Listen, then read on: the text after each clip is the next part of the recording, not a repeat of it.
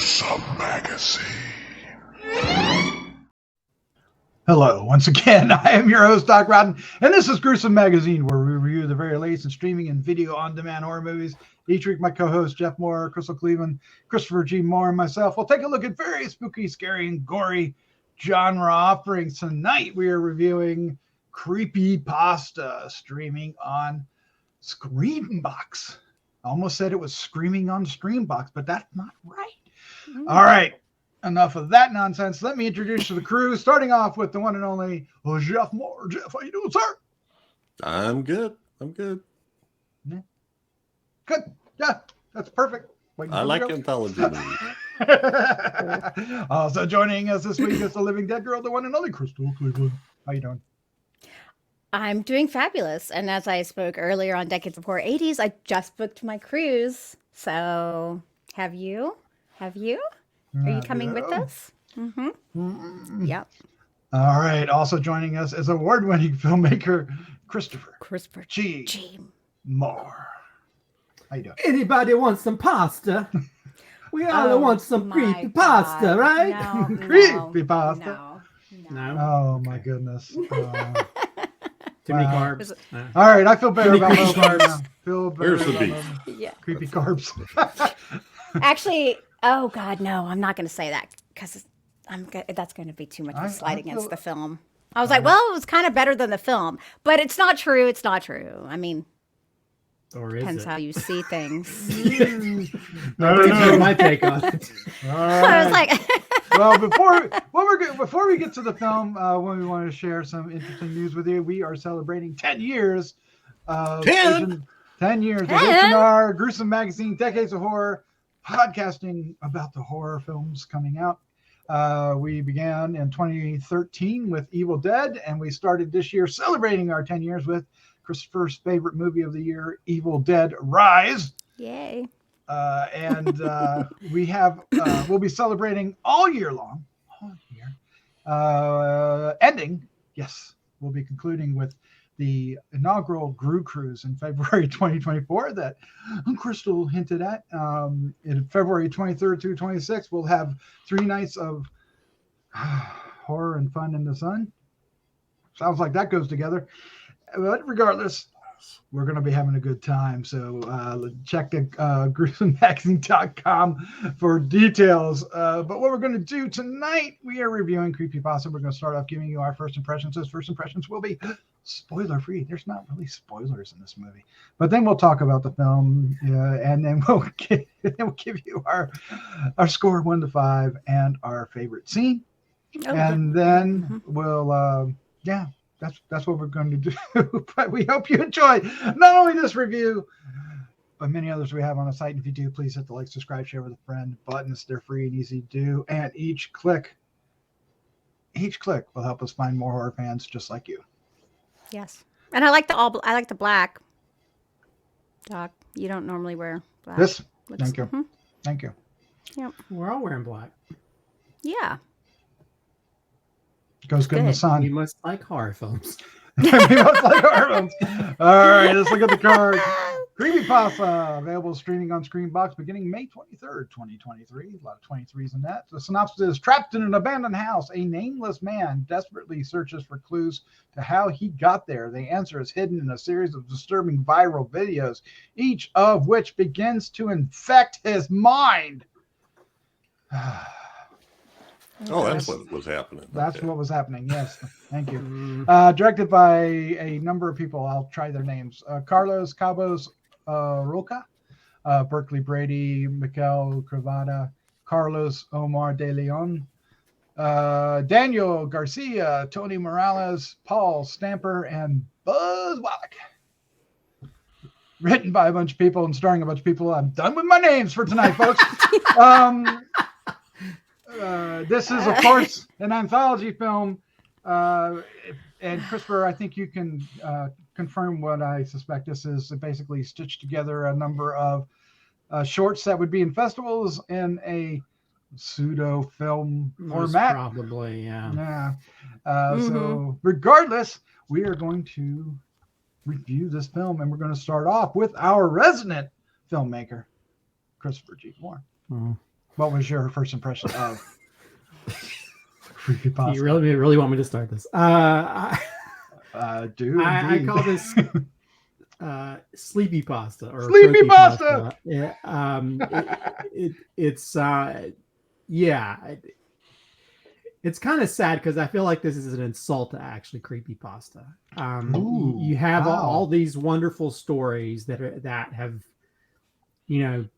created their own sort of weird urban legends based on the creepypasta stuff that's always been kind of creepy. Slender Man, that's where Slender Man came from, is creepypasta. And you take these stories and then they regurgitate them into these small little segments throughout, which are individually shot, different stories, shot on different quality levels, different quality of acting. Some films use special effects from the 1990s. And it's almost like they all had their own ideas and they didn't collaborate because there's so much repetition in this. In fact, I was like, I think if you watch this on Screambox, here's your drinking game. Drink anytime someone is texting on the phone. Take 2 shots if a supernatural thing uses the phone. Take a shot when there's glowing 1990s eyes. Oh, yeah. Take a shot anytime someone gets dragged into a darkness for no reason. Take a shot if there's creepy fingers coming at you. There's so much. This is so repetitive that it to me it sucked everything I could into watching this. And it's so heavily tropey, and yeah, it kind of repeats itself. The overarching story is just silly and doesn't make any sense, and it's not even entertaining to really kind of keep you wanting. And the segments are so small and sometimes so like happens so, and then the dialogue is bad. Yeah, this is one of those things that kind of like, and as someone who's actually had short films put into anthologies or where they slap together as anthologies, this feels like that because the level of quality goes all over the place. You have and some of the monsters are just like it's almost like they hired people from like one of those like horror carnivals. Let's get a person who's in a stilt outfit and we're going to use them for one part. And then we're just going to create, and even the production design, there's like one part with like white masks you could buy from Halloween Express. They spray painted blue and it with really bad special effects. Oh, yeah. I am not a fan of this film whatsoever. It's not, it feels like a patchwork of stuff that everything is, and because of the repetitious part of it, it really was a strain for me to watch. And I know that all these people probably put a lot of hard work into it. And I, as someone that makes short films, I appreciate that. But at the same time, this does not work as a continuous film throughout it. Again, it's so tropey. You kind of know where things are going for the most part. And the parts of it are kind of shot that kind of sucks all the energy out of it. And they even use there's music that people use, if you know, when you want to use royalty-free music that's used several times throughout that I've noticed. And for something to be something that's kind of released and distributed, you kind of want to at least spend some money to get some actual, real musicians creating music instead of stuff that been used in about half of the films that go on used to go on the film fest circuit. So anyway, I'm not a fan of this. Not a fan. I believe you. All right, Jeff Mohr, what was your first impression of creepypasta? Well, I understand I agree with Christopher on the repetition because there's a lot of hands coming out, getting pulled under a bed, getting pulled through a door, that kind of thing. But I still enjoyed it. And they're all, you get like 9 or 10 different segments, I think. And it's a 90-minute film. And plus you got the wraparound in between each one of those. So none of them are very long. And I thought, yeah, they're tropes, but I enjoyed them. I didn't have any problem with you know, there's a couple of them that are in Spanish, so it'd be nice to see the subtitles, but you could tell what was going on. You know, you really could tell what was going on. So I don't know what else to say other than I enjoyed most of these. Okay. Was it repetitive? Yep, but I didn't care. They were enough different and creepy enough that I had fun with it. There you go. Two sides of the same coin there. All right. Interesting. Crystal, this will be interesting. What side are you going to land on? What is your first impression of creepypasta? Okay, so here's the problem with creepypasta stories. They don't really translate that well into movies or videos. It sounds scary when you read it, but when you see it, it's just not that scary. There, like Jeff mentioned, there are a lot of segments here, and some of them are really quick. So quick that they're really a blip and nothing really to offer, and don't really there's nothing scary in this for me, or to me. There were some moments that I did like, some of the cinematography, and I did like some of the like there is a woman in an oxygen mask, and she did kind of terrify me. I don't know why, but she was very creepy looking. And But he was it's the good guy in that movie. yeah, but it's not. I think a lot of people are actually going to like this, but it's not really for me. It didn't really work for me, and I felt there was some poor acting, and that really was unfortunate. The wraparound, yeah, there's a lot of different people at work here. I will say that whoever put it together and color graded and stuff, I feel like it seemed cohesive. Like they did a pretty decent job of fitting the stories together as far as like the way they looked.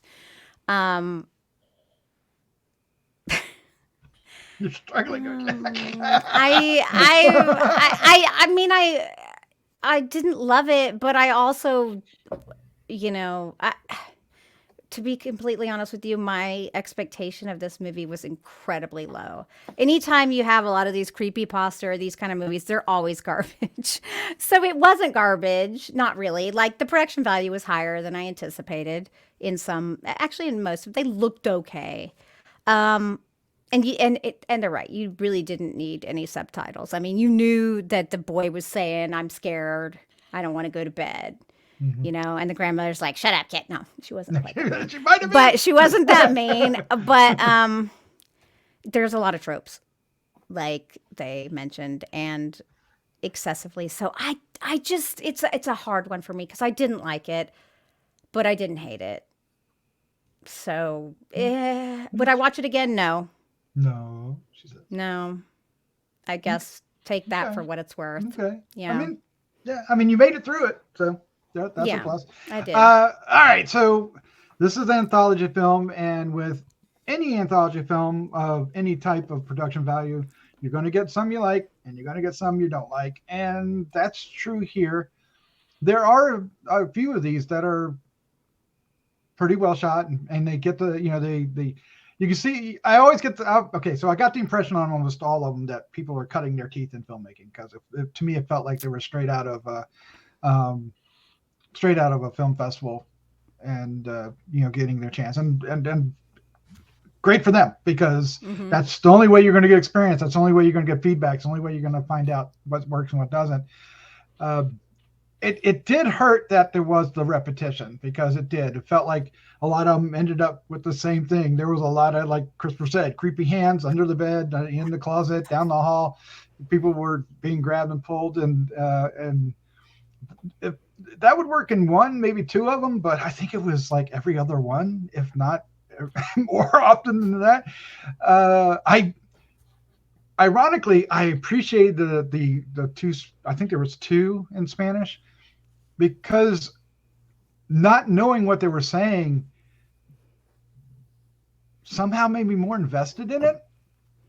because I was watching what they were doing and watching, for those two, they conveyed everything perfectly. Like you said, you didn't need dialogue, even though there was dialogue. Mm-hmm. The story came across in the acting and in the film and the cinematography. So that was great. I really appreciated that. I did not like the framing story, and that really, for me, needed to be much better than it was. it was a little painful, but I did end up liking a fair number of the stories. I mean, even the one that had you mentioned the funny mask, and we'll get in. Why don't we just do it? That's my first take. Let's get into some spoilers because I want to talk about. He was not wrong about that, Blue. Okay. It was, come on. But that was ridiculous. It was ridiculous, but it was kind of like everything else was okay except for the budget, right? I mean, well, maybe you guys didn't like that. But there's things, I don't think that can be an excuse anymore, because I think that there are a ton of things that you can do that don't have to cost a lot of money. And some of it can be the way that you shoot things or making it different, using the same mask. Look what they did for Halloween with the William Shatner mask and how they completely transformed it. I don't think that can be, I mean, if you're trying to do some big, huge production on a micro budget, well, sure, that's rough if you're trying to do this crazy story. But they had they didn't have to do it that way. That was a choice. They could have put a little more. I think you're suggesting they could have put a little more imagination into the. Well, and I don't know. Evidently they've been working on this project for years, so I don't know, or a couple of years or whatever. So I don't know if they said, okay, write a story based on this creepypasta or whatever. And if like sometimes people do like 48-hour film festivals or whatever, sometimes people will do film stuff and they'll just use what they have. And there's just, and again, it's like, and I guess that's always my biggest issue sometimes with, as someone who's made a part of Anthology and a few other anthologies, I can sort of see how the quality will go all over the place, when it comes to, because different short films have different budgets. They have some people just use what they have. Other people have more resources, and that's going to make it very apparent. But I don't know. It's just like, I was like, I don't know. I think we're at a point now where I'm getting where I don't like anthologies if people just throw a bunch of stuff together. Yeah. I like it when they make it for that. I think with it being creepypasta, there's probably people that had films they'd already made, and I don't know if that's the case with this or not, but it kind of felt like that because they're just like parts of it was like, it was really hard for me to watch, and I hate saying that as someone who's had my own stuff and stuff, but I don't know, and well, it's a different take when you are just the filmmakers are going out and finding films that are already made, like short films, or like the case in your latest short, you did a segment of an anthology, which is different than doing a short because you were doing something as a whole, which in this case the theme was the author of the stories, right? For the one you did. But even with that, even with like my Worst Laid Plans project, we all had different cinematographers, we had different people, and so it's still not going to feel the same because everybody has different ways they shoot stuff. And I think when you think of like what's it the film Mortuary, Mausoleum. Is it Mortuary Stories? I forgot the name of it is. I know which one you mean. Yeah, you know what I'm talking about? The anthology is on the Shutter. I mean, things like that I think do a pretty good job of and at the same time I think because a lot of the creepy pasta stories are kind of similar, like it's almost like telling stories by the campfire type things, and or like stories to tell in the dark or whatever. It's like it's all that kind of stuff, and because they're so similar in general, but it's like, and I think that's why this feels like that they shot their stuff on their own, because putting all these together, you think they would say, hey, this story involves a cell phone. This story has this. But like, how many of these stories involved like people texting, and at the end, the supernatural? Let me text these people back. It's like, come on. I was like, just the repetition kind of hurt the anthology, because it's like each story should have its own type of story. And unless there's some kind of like something kind of like some stories will have crossovers or whatever. But this one, it was like the same stuff. So it almost like they were remaking the same type of story, just with a different creature or horror thing, and it just became annoying by the end, you know. Yeah, Jeff, do you feel the same way about that? Like, did you find enough differences between the stories not to feel? It wasn't annoying to me. Okay. I mean, I see there. I mean, yeah, there are similarities, but it wasn't annoying to me. It was just I'm watching a series of these shorts, and I think I said there was like 10. I think there's more like 14 or 15. Yeah, there's a lot. Let's see, 4 to there's probably 10 or 11. But anyway, I liked most of them. I mean, I didn't go, and I'm not being near as critical in terms of production or acting or anything like that. They were so short, I didn't really, no one irritated me at all about the acting. They weren't there long enough. So I don't know what else to tell you. Other Felt like an eternity to me in some of them. Well, no, I mean, I didn't. I couldn't pick any one of them out and go, wow, that was good acting or that was bad acting.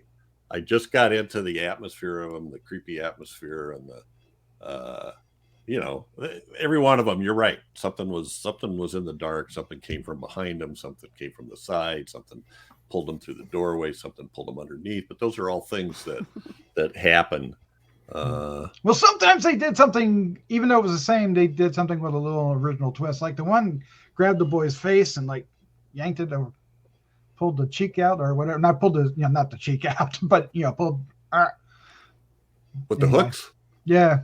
The puppet thing. Although the hooks were different. Yeah.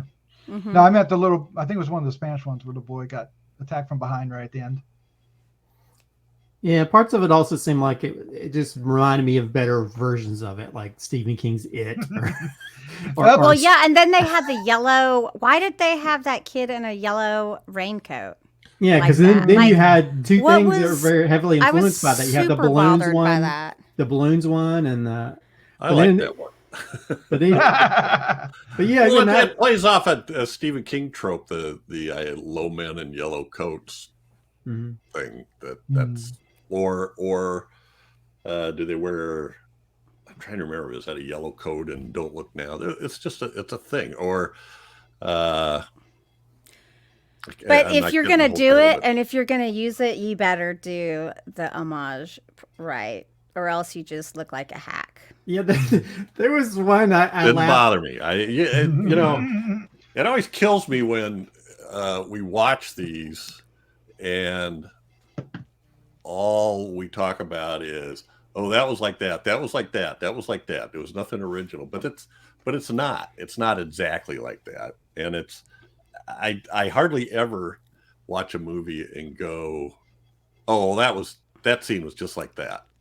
I mean, I'll see homages, but I don't know. You just watch movies differently than us. Yeah, I get tired. I think a lot of people are like. I'm just watching it to be entertained, and I was entertained. And there was one part that made me laugh because of the one with the old lady that couldn't breathe.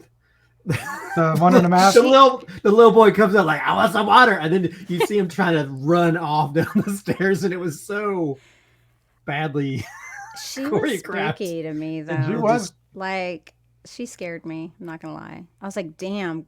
All the hanging off her face. It just looked horrible. And she was the protagonist. She was. Well, yeah. Or maybe not. It depends on how you interpret it. So there were a couple things that I found, more on the creepy side and less on the pasta side, if you will. Mm-hmm. I know that you talked about the one creature was the guy on the stilts, and it's kind of like the Slender Man. But they called it something else. Jumbie. I thought it was kind of creepy, and when he was outside down there, I did too. He couldn't get up there in the second floor. That was the thing that. Yeah. But when he snatched the girl up in the bag, I was like, oh shit.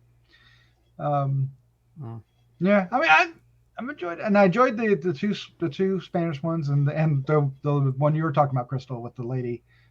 Here's the She problem. I have no was idea. trapped- She was I have trapped no in this idea what loop, the you story know? was trying to tell Well, me. she went but- downstairs and went through a door and was back upstairs again. Is that original? No, but it's creepy. You know, do people get caught in time, place, loops? Yeah. Anyway. Well, the stories didn't really have enough time to, build. And that's what I was about to Character or say too. I tension, think yeah, that it's that's just a like- big part of the problem with this is there is no, like, even like with like you talk about like the shadow people, seeing them out of the sides of your eyes. That's all they talk about. Oh, yeah. They don't talk about them coming I like that after one, you. too. And then the way it, I mean, it's just, okay. The bottom line with these stories is they're silly to me. They're just silly. They're silly and they're not creepy and they're not scary. I get it if you might like it and think it's scary. I think a lot of people will like it. I think some people will be like, yeah, that's cool.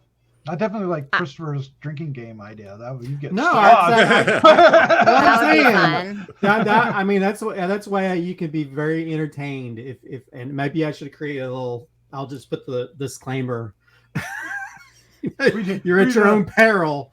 Drinking we do things, not but promote yeah. alcohol use in it.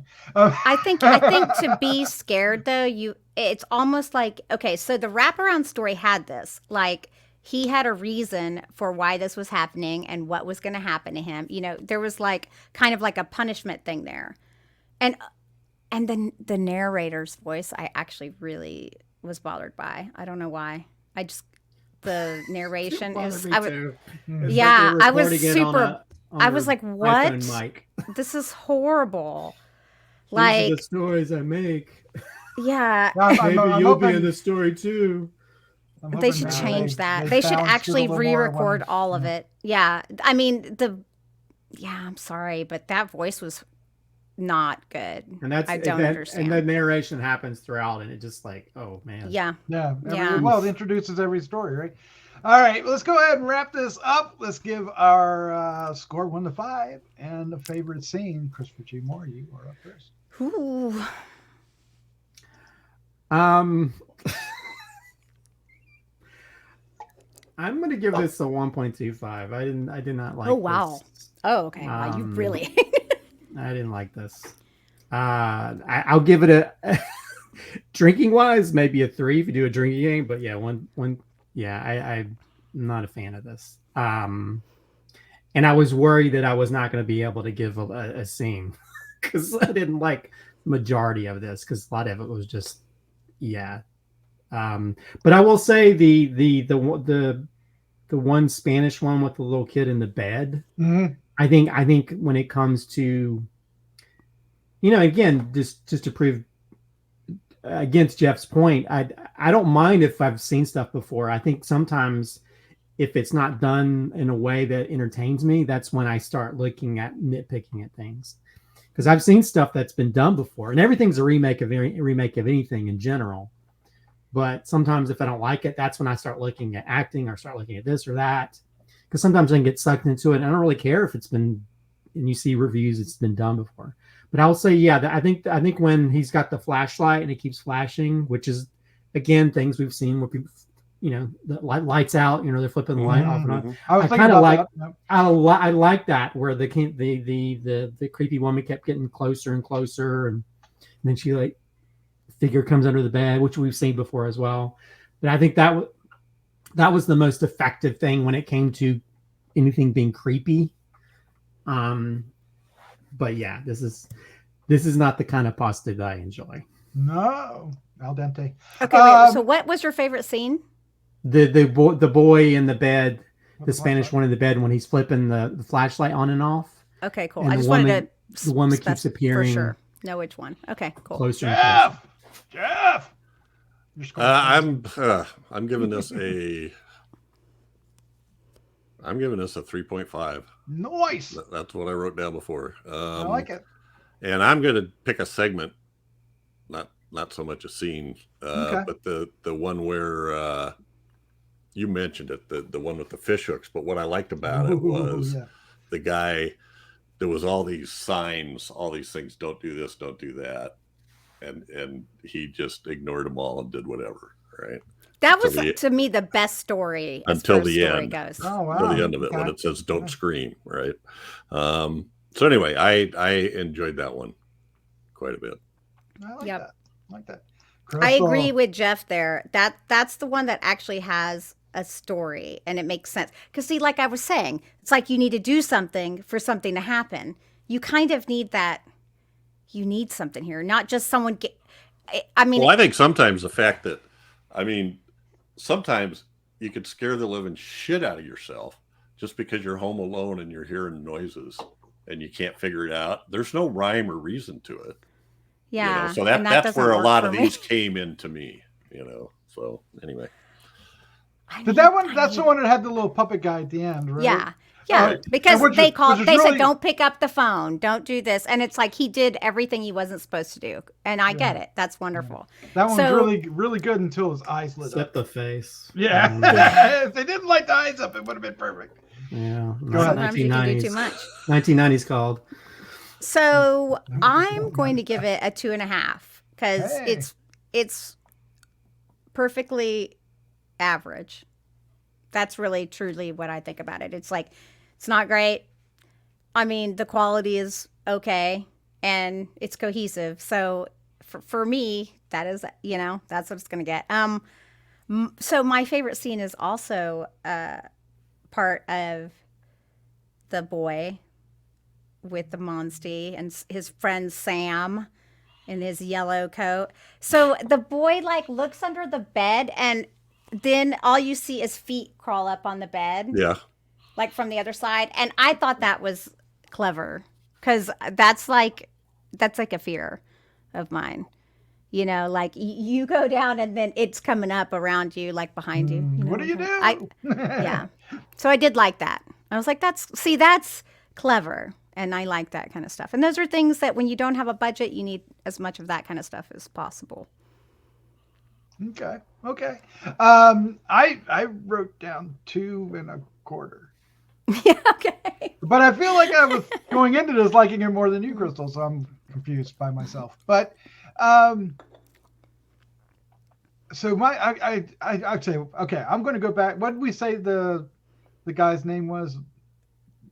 Shucky or something like that. What was Jumbie. it? Jumbie. I like. Okay, so I like Jumbie because I just thought he was creepy coming around. Because it was supposed to be this, made up friend, right?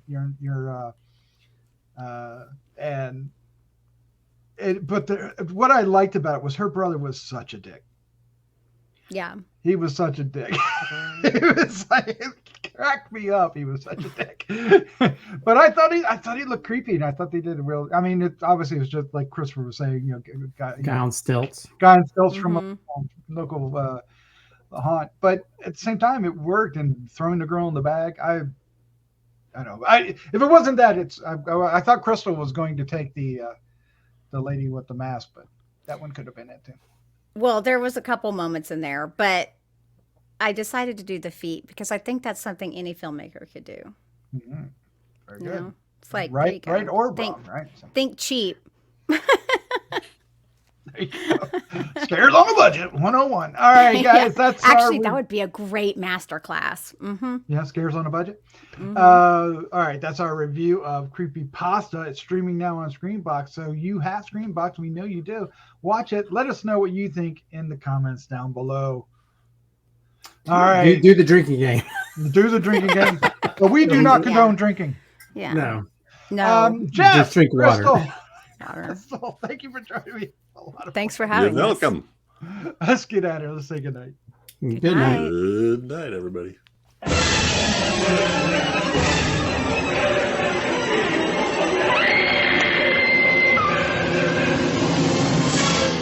Gruesome Magazine.